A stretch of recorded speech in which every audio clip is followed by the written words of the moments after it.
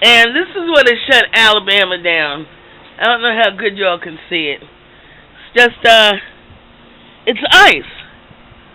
And it's not even like, I mean, it's on like the grass and stuff, but it's not like on the roads or anything. It's on the roofs. There's a little frosting here on the ground in the corner. But this is not something that I would close the whole world down for. You know? Kind of crazy. Hey, Scooby, what do you think? Huh? What do you think? Is it terrible? Huh? Hey, Mommy, the weather is just horrible.